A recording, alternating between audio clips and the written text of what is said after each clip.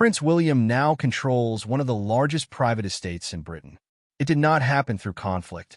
It happened through the death of his grandmother. By the end of this video, you'll understand exactly what changed when William became Duke of Cornwall, what it means for the people who work on that land, and why some of the choices he's made since have surprised even longtime royal watchers. Let's start with the facts. When Queen Elizabeth II died in September 2022, her son became King Charles III.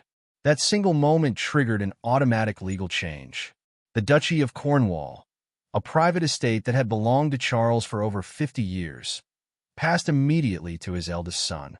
William didn't apply for this role. He didn't campaign for it. Under a charter dating back to 1337, the duchy passes automatically to the monarch's eldest son. It's one of the oldest inheritance rules still functioning in Britain today. But what exactly is the Duchy of Cornwall? It's not a single building or a title on paper. It's a sprawling portfolio of land, property, and investments spread across England, mostly concentrated in the southwest. According to the duchy's own published accounts, the estate covers roughly 130,000 acres.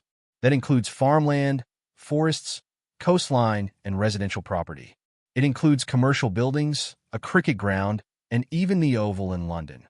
The duchy has existed since the 14th century, created specifically to fund the heir to the throne. Here's where it gets interesting. The duchy isn't just land. It's a business.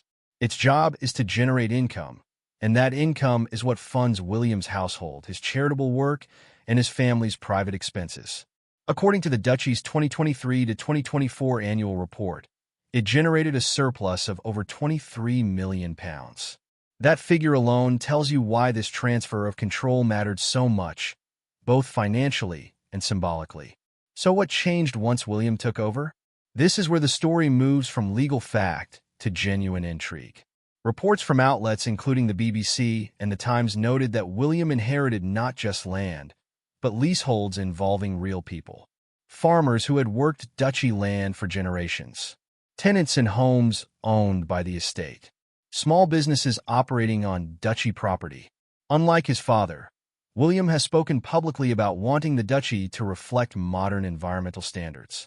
According to reporting from The Guardian, he has pushed initiatives around sustainable farming and affordable housing on duchy land, including a development in Faversham, Kent, aimed partly at military veterans. That detail matters. It shows a shift in priorities, not a scandal. But it does raise a fair question. Is William trying to modernize an institution built centuries before modern accountability existed? Then there's the matter of transparency. The Duchy of Cornwall has long faced criticism over its tax status. Unlike ordinary UK companies, it does not pay corporation tax because technically it is not classified as a company. According to reporting from outlets such as The Guardian and Channel 4, critics, including some members of parliament, have called for greater scrutiny of how the duchy operates and how much oversight applies to its finances. The duchy has defended its structure, noting that Charles, and now William, voluntarily pay income tax on their personal earnings from it. This is a case where reasonable people disagree. Supporters see a historic institution funding royal duties without direct cost to taxpayers. Critics see an opaque system with limited public accountability. Both views are part of the public record. What about Camilla in all of this? It's worth being precise here because a lot of misleading content has circulated online suggesting some kind of dramatic legal battle between William and Camilla's family over duchy land. There is no credible reporting supporting that claim. Camilla was never the owner of the Duchy of Cornwall. It belonged to Charles as Prince of Wales and transferred to William through the same legal mechanism that has applied since the 14th century. Camilla's own family history is separate, tied to her father's side and her first marriage, not to crown property. So, why does this confusion exist? Partly because succession stories generate enormous public interest, and partly because some content online blurs the line between verified fact and invented drama. It's worth staying cautious about claims that sound dramatic but cite no actual source.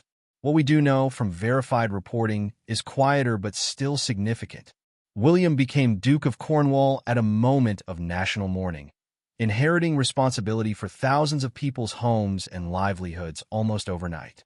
He has continued duchy traditions, like funding the Duchy Originals food brand, while also signaling changes in tone. According to Kensington Palace statements, he's expressed interest in using duchy land to address homelessness through his Homewards initiative launched in 2023. That program aims to end homelessness in specific UK locations, partly using land and resources connected to his role. It's an example of how an 800-year-old institution is being adapted slowly to modern social concerns. Compare that to decades past, when the duchy operated with far less public discussion of its choices. Today, every decision William makes with this land is scrutinized, debated, and reported in real time. So, why does this story matter? Because it's a rare, visible example of how ancient institutions adapt, or fail to adapt, to contemporary expectations. The Duchy of Cornwall isn't just about William. It's about how inherited power intersects with modern accountability. It raises a genuine question, one without an easy answer. Can a system built in the 1300s ever fully satisfy standards set in the 2020s? Do you think institutions like the Duchy of Cornwall should be reformed, or does history like this deserve to be preserved as it is? Share your thoughts below, and if you found this breakdown useful, consider subscribing for more fact-checked royal coverage.